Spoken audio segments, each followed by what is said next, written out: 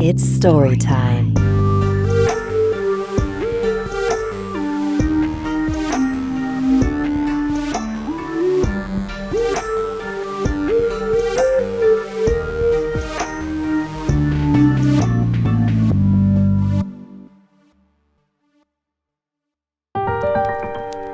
The Haunted Piano with Kaelyn Moore.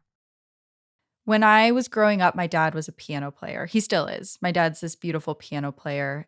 This is Kaelyn Moore, host of Heart Starts Pounding, a paranormal and true crime podcast. And always really encouraged me to play as well. So when I was probably 8 years old, he went and he thrifted this piano from an estate sale. He got us a nice acoustic upright piano for our living room for us to share. And it was really exciting. It was this beautiful old piano. We weren't really sure exactly where it came from. We just knew that someone had died and they left this piano. My dad was able to get it on a discount, which he was very excited about. And he brought it into our home. It happened very quickly. Almost immediately when the piano got into our house, we kind of felt like the energy in the house changed. I was young, so I don't really remember the definitive moment that this happened, but my dad does.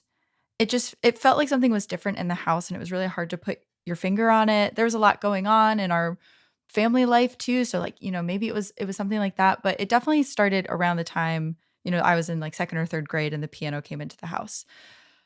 And then weird stuff with the piano started happening. So the first definitive memory I have of it is if you're in my house, there's the living room to the left and then the stairs leading upstairs on the right of the house. And as you're going upstairs, you get to a point where, there's a wall and you can't really see the downstairs anymore. So my dad and I were running upstairs.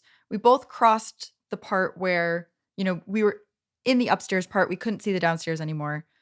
And all of a sudden we hear a crash on the piano. And my dad immediately looks at me and he goes, "Get the cat," because in his mind, it was our cat. It was running around. It jumped on the piano. It shouldn't be doing that.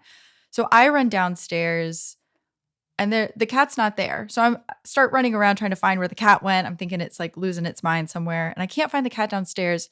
So I run back up to my dad and I'm like, "I don't think the cat's down here." And we go into his room and the cat's on his bed.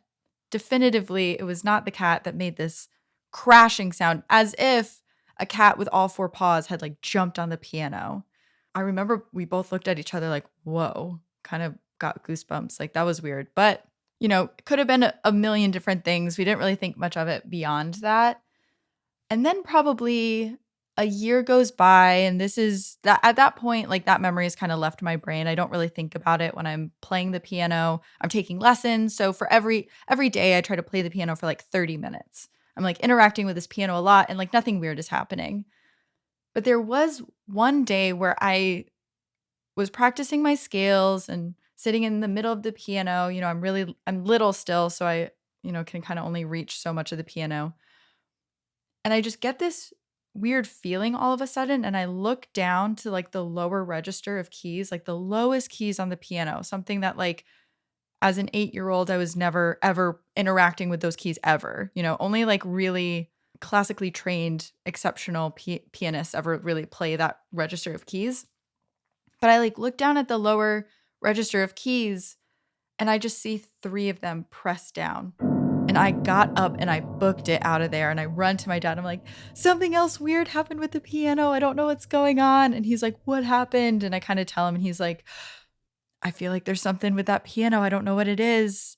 But pianos are expensive.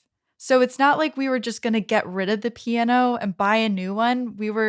That was just the piano that we had. We were just going to have to deal with whatever this piano was bringing to us. And so it was really scary and chilling. And it probably took me another 2 weeks before I could actually sit down and play again. But I just had to get real with myself and be if I'm going to play the piano, I have to play this one.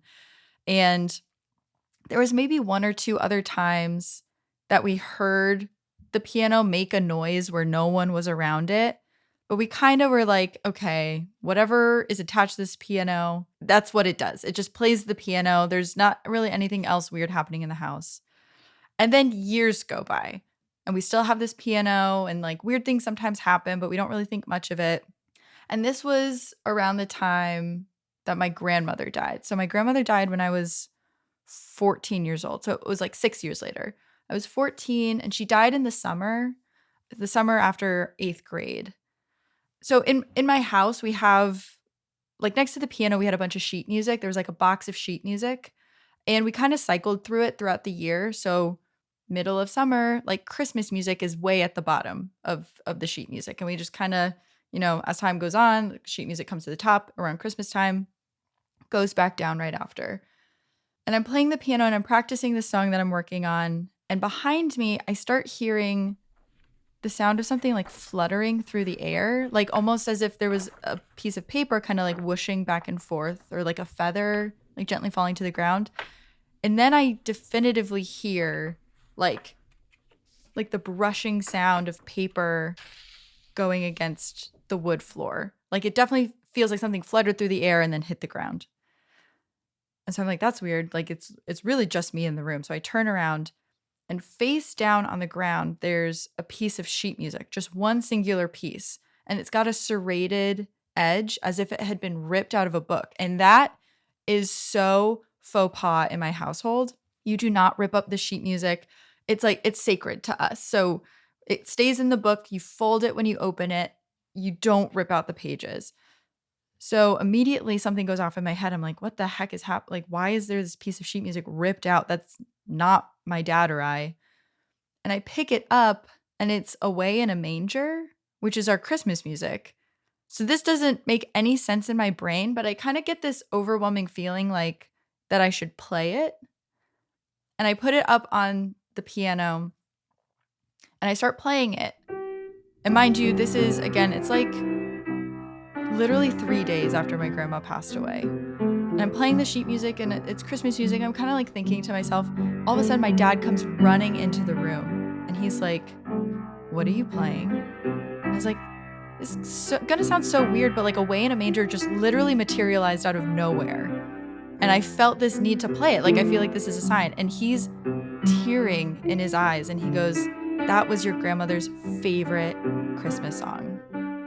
And it was the same like full body goosebumps after the piano played itself the first time. And I don't know exactly what it was. It felt like it was all tied to that piano. I don't know if there was some sort of portal or energy or what have you. I really eventually, we were finally able to upgrade and we got a nicer piano when I was like a junior in high school, and I never saw that one ever again. But the new piano never played itself. Like nothing like that ever happened again. It really felt like it was just that piano. Yeah, and I still think about it all the time. I don't know that I'll ever get answers for it, but it was just, yeah, it was so crazy. And we still talk about it at like family gatherings and stuff. Like, what was going on? That was so crazy.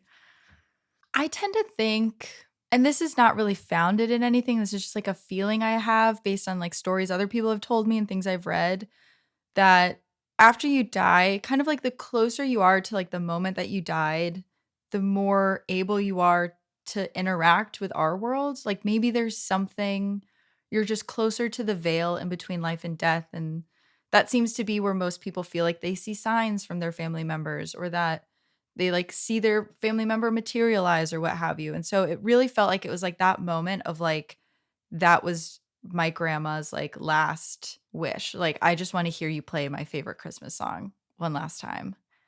And because we had this piano that already had this maybe supernatural thing going on, it just like allowed it to happen. That's in like 20 years, that's what I've got. Like that's all I've come up with, that's kind of like my running theory, but that's my best guess, I guess. Yeah. I'm actually curious if you've like heard other stories like this, but I remember we used to be able to smell her.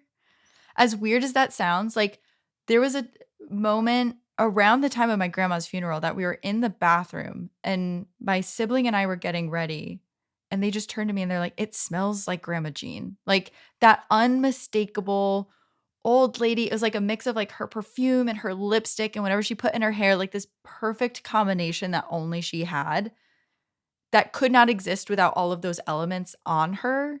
And it was just in our bathroom. And we were like, had absolutely no idea what was going on, and we kind of laughed it off. But like that was another one that kind of stayed with me of like, yeah, maybe you can just maybe there's like little imprints left afterwards that kind of just appear places. Yeah, I don't know. Maybe that's all part of it too. When I was 14, I was really like all those 14-year-olds that think they know everything, and I was like, God's not real. We've been lied to. Nothing matters. Like just really hormonal and terrible. And I just thought I was right and that I had figured everything out. And then that happened, and I remember specifically being like, "Oh, wow. Like this is something that feels so supernatural and so much bigger than the current moment that I'm in."